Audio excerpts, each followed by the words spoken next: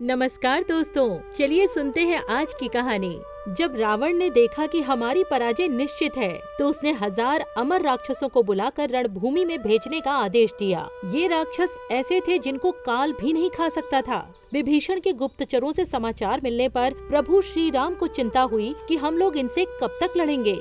सीता का उद्धार और विभीषण का राज तिलक कैसे होगा, क्योंकि युद्ध की समाप्ति असंभव लग रही है। श्री राम की इस स्थिति से वानर वाहिनी के साथ सुग्रीव भी विचलित हो गए कि अब क्या होगा। हम अनंत काल तक इनसे युद्ध तो कर सकते हैं, लेकिन विजय नहीं प्राप्त कर सकते। तभी अंजना नंदन हनुमान जी वहाँ पर आए और जब उन्होंने वानर वाहिनी के साथ श्री राम को चिंतित देखा तो बोले, प्रभु क्या बात है। श्री राम के संकेत से विभीषण जी ने सारी बात बतलाई कि अब विजय असंभव है। पवन पुत्र ने कहा, असंभव को संभव और संभव को असंभव कर देने का नाम ही तो हनुमान है। प्रभु आप केवल आज्ञा दीजिए, मैं अकेले ही जाकर रावण की अमर सेना को नष्ट कर दूंगा। कैसे हनुमान, वे राक्षस तो अमर हैं। प्रभु इसकी चिंता आप न करें, सेवक पर विश्वास करें। उधर रावण ने चलते समय राक्षसों से कहा था कि वहाँ हनुमान नाम का एक वानर है, उससे जरा सावधान रहना। हनुमान जी को रणभूमि में देखकर राक्षसों ने पूछा, तुम कौन हो? क्या हम लोगों को देखकर भय नहीं लगता तुम्हें, जो अकेले रणभूमि में चले आए? हनुमान जी बोले, क्यों? आते समय राक्षस राज रावण ने तुम लोगों को कुछ संकेत नहीं किया था, जो मेरे समक्ष निर्भय खड़े हो? निशाचरों को समझते देर न लगी कि ये महाबली हनुमान ही है।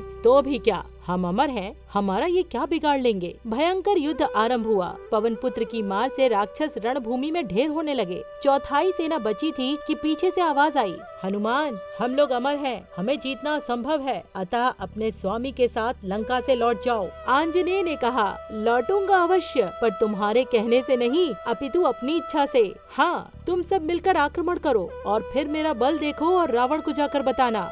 राक्षसों ने जैसे ही एक साथ मिलकर हनुमान जी पर आक्रमण करना चाहा, वैसे ही पवन पुत्र ने उन सबको अपनी पूंछ में लपेटकर ऊपर आकाश में फेंक दिया। वे सब पृथ्वी की गुरुत्वाकर्षण शक्ति जहाँ तक है वहाँ से भी ऊपर चले गए और चलते ही चले जा रहे थे। चले मग जात सूख गए गात, यानी गोस्वामी तुलसीदास जी ने यहाँ पर कहा है कि उनका शरीर सूख गया, लेकिन अमर होने के कारण वो मर तो नहीं सकते थे। अतः रावण को गाली देते हुए और कष्ट के कारण अपनी अमरता को कोसते हुए अभी भी वो चलते जा रहे हैं। इधर हनुमान जी ने आकर प्रभु के चरणों में शीश झुकाया। श्री राम बोले, क्या हुआ हनुमान? प्रभु उन्हें ऊपर भेजकर आ रहा हूँ। राघव बोले, पर वे तो अमर थे हनुमान। हाँ स्वामी, इसीलिए उन्हें जीवित ही ऊपर भेजाया हूँ, अब वे कभी भी नीचे नहीं आ सकते।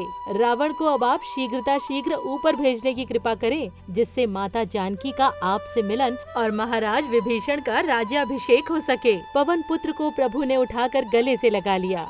वे धन्य हो गए। अविरल भक्ति का वर पाकर राम उनके ऋणी बन गए और बोले, हनुमान जी आपने जो उपकार किया है वो मेरे अंग अंग में ही जीर्ण शीर्ण हो जाए, मैं उसका बदला न चुका सकूं, क्योंकि उपकार का बदला विपत्ति काल में ही चुकाया जाता है और पुत्र तुम पर कभी कोई विपत्ति आए ऐसा मैं कभी नहीं चाहूँगा। तो दोस्तों कैसी लगी आपको ये कहानी, जरूर बताएं। नमस्कार।